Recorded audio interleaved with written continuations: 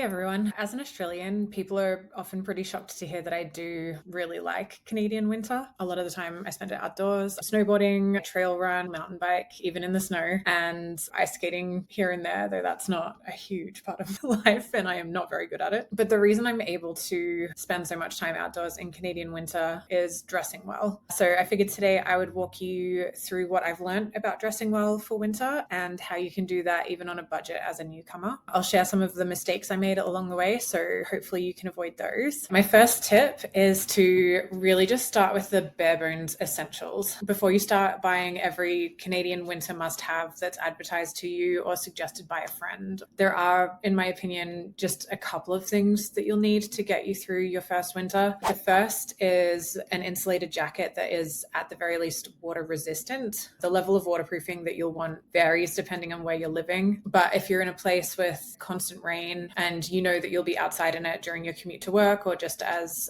part of your lifestyle, a proper waterproof jacket might make sense for you. But if you're somewhere with a drier winter, or honestly, even if you live somewhere wet, you're just not going to be outside in the rain that often, a water resistant jacket with some insulation plus an umbrella can be totally fine. For your feet, you don't automatically need those huge winter boots just because you live in Canada. It might be enough just to grab some winter insoles and add those to the shoes that you already own. This can be a huge money saver if you don't have to buy a new pair of shoes. Big winter boots are great for deep snow or long stretches in the cold, but they're not a necessity in Canada. Beyond those outer layers, you'll also want a couple of decent base layers. Merino is an amazing material for base layers. It breathes really well. It doesn't get as smelly, but it is more expensive. Synthetic base layers are a bit more budget friendly and they're perfectly fine for your first couple of years in Canada, especially if you're not planning to do too much exercise outdoors. Beyond the base layers, add 1 to 2 pairs of thick winter socks. Wool or wool blends can be helpful there as well. And then throw in a toque or a beanie, as I would call it usually, some gloves or mittens, and a scarf or buff. And you've got a pretty good sort of essential wardrobe that will keep you comfortable outside across a lot of Canada, especially if you're just going outside for short stretches. That brings me to number 2. Don't buy everything up front. Buy it when you actually need something. After you have your essentials, one of the best things you can do for your wallet is to just pause and experience winter for a bit. You'll only learn what you really need as opposed to what you think you need by living in your city through the winter. If you have those essentials that I outlined above and you're getting uncomfortable outdoors often, that's a good hint that you might need something else to suit your lifestyle or suit your location. Whatever that need is, there is an endless amount of stuff that you can buy to make you more comfortable outdoors in winter. So there will be something, I'm almost certain of it, but that is the point where you should buy that product to make the most of your budget. Tip 3, there's tons of secondhand winter gear. And if you can, it can be a huge money saver to buy that secondhand gear. There's online marketplaces, thrift stores, ski swaps, used outdoor shops, and Canadians upgrade their gear all the time. So there's tons of good stuff out there. Honestly, some of it might be IEC participants leaving as well, because there are plenty of places around the world where you don't need as much winter stuff as you do in Canada, but that's neither here nor there. People are donating stuff regularly or selling stuff regularly, and you can absolutely snag a bargain that way. A key mistake that I see people make here, though, is that you assume secondhand stuff is high quality or still good to use. What I suggest here is just taking a moment to look up the brand and the original price if you can, so that you know you're getting something that's good quality to begin with, and to make sure that you're actually getting a good deal. Old doesn't necessarily mean bad. Older pieces from reputable outdoor brands can perform well for years. I think my ski jacket that I had when I first got to Canada was possibly from like the 80s or 90s, and it served me well for my first season of snowboarding. But yeah, quality is going to vary, and it's a good idea to do what you can to learn what you can about the brand and the quality before you buy, regardless of whether you're buying secondhand or new. So for whatever you can't find secondhand, really invest in a piece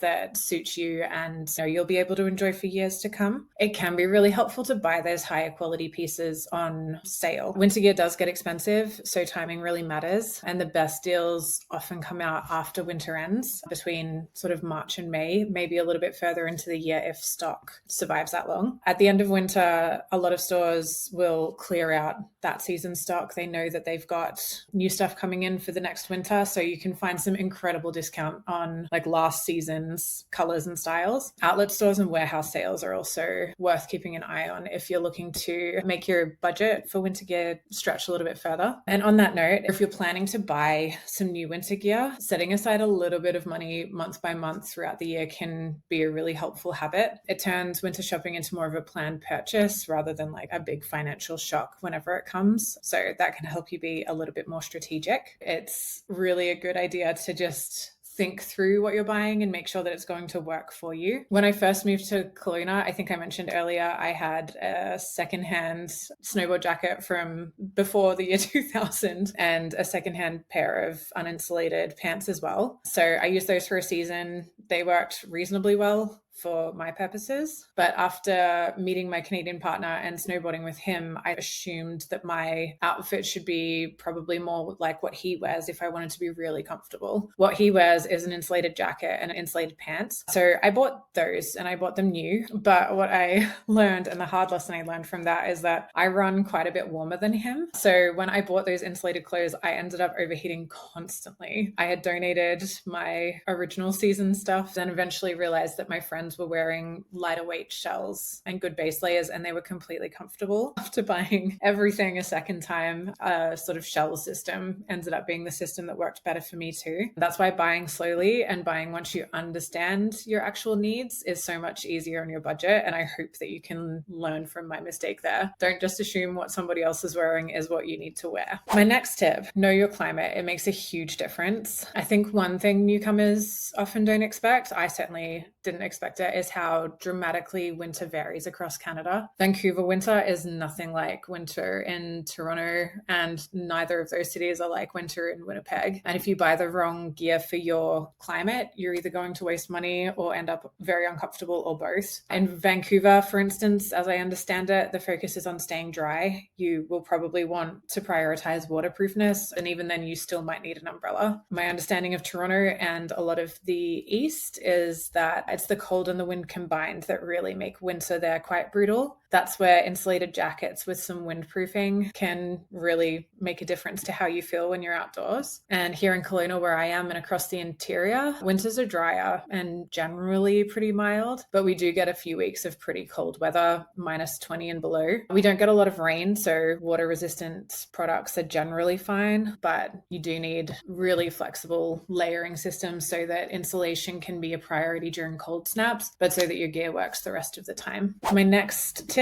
is that winter clothing is a lot more technical than you think it might be. A lot of people think dressing for winter is just putting on a big coat, but it's actually more like building a little ecosystem for your body. You've got your base layer for warmth and moisture management potentially, a mid layer for insulation if you need it, and then an outer layer to keep out wind and water and snow or whatever else the Canadian winter throws at you. You need to consider breathability, how much insulation you need based on the temperature outside and your own sort of personal body temperature, how well something blocks wind, and how well your layers all work together. That's why buying slowly and waiting to identify a need can be really important, and it lets you figure out the combination that works for you without blowing your budget on things you won't use. Last couple of tips, I'll get through these ones a little bit faster. Don't underestimate the power of accessories. A good hat and gloves and scarf can make a huge difference, and they don't cost as much money as a lot of the other Canadian winter products do. Next one, don't buy for the dramatic Canadian winter stereotype unless that's your actual life. If you're not doing big outdoor activities, you don't need mountaineering level gear. And finally, spend some time getting to know a few things about some of Canada's great brands and stores for winter gear. There are some absolute gems out there for first and secondhand gear, and you can get great stuff at great prices, or at least reasonable prices, especially if you look outside some of the big box stores. All right, that is my guide to surviving your first Canadian winter on a budget. So start with the basics, take your time, learn what works for you, and buy strategically. Winter gear can be pricey, but with a little planning and patience, you can really build a winter wardrobe that keeps you warm and comfortable without it being a huge drain on your bank account. Thanks so much for watching. I hope that this helped, but if you have any further questions about gear or budgeting for your life in Canada, we have plenty of resources available at movingtocanada.com. Check out the living section specifically for more information about winter in Canada. And if you aren't aren't already a part of our community, consider joining us. We send out several emails a week with immigration updates that you won't want to miss, plus all of our team's top tips for making life in Canada a little bit better. Just enter your email address on the homepage at movingtocanada.com and you're in. I'd love to see you there. Thanks.